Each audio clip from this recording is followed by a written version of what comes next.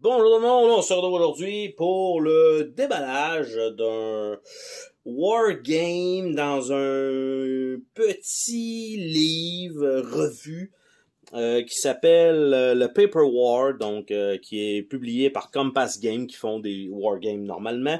Et à l'intérieur, on a Second Fallujah, donc qui est inclus, qui est basé donc sur cette opération du moins à Fallujah. Et il y a Phantom Fury aussi, qui est à peu près ce qui est le vrai nom en fait de l'opération sur cette ville-là. Et donc, on a dans cette revue-là, en fait, plusieurs choses, donc des choses qui sont pas nécessairement reliées à ce jeu-là, parce que bon, il nous donne un peu l'histoire, évidemment, de la bataille elle-même, donc d'avoir un certain background toujours intéressant. Après ça, on a Defending America, donc pour un autre jeu qui est fourni ici avec... donc, à l'intérieur de tout ça, je sais pas comment on peut enlever ça. D'après moi, si ça avait été les pages du milieu, un peu comme les posters. Après ça, on a, donc, il nous présente les futurs jeux qui vont sortir. Et éventuellement, on arrive donc au jeu lui-même. Donc, qui commence ici. Donc, il nous donne une page 1. Et on a, bien sûr, le format classique de tout wargame avec des 3.1, 3.2, 3.2.2 et tout ça avec des counters qui disent absolument rien du tout. Et donc, c'était aussi pour comparer en fait les deux jeux ensemble, lui et Phantom Fury, parce que c'est le même thème. Et donc, on voit ici Opération Phantom Fury en plus, donc qui est indiqué là, et c'est pratiquement que du texte. Et on a ici, bon, c'est les deux feuilles de punch qui ont été fournies à côté. Parce que ça, c'était tout shrink-wrappé normalement ensemble dans un emballage. Et après ça, ben, ils continuent avec le reste de leur revue.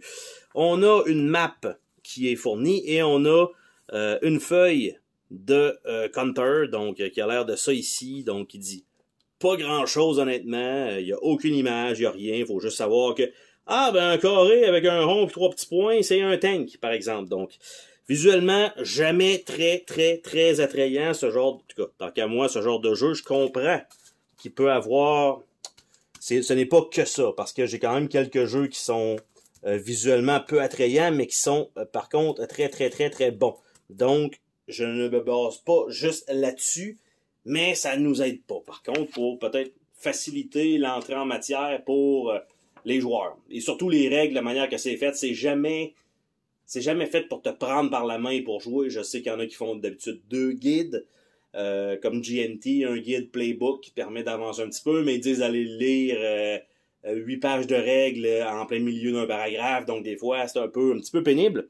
Et on va regarder la carte ensemble, donc qui est quand même assez grosse. Donc ça comme ça. Donc on a la carte, donc en genre de papier cartonné qui est fourni, donc avec... on a une section à droite avec un peu d'informations, le nombre de tours, les impulsions, et on a de la politique au travers de ça, et on a le reste donc qui est fourni là avec les territoires séparés. Donc la carte ressemble un peu à celle de Phantom Fury, mais pas exactement.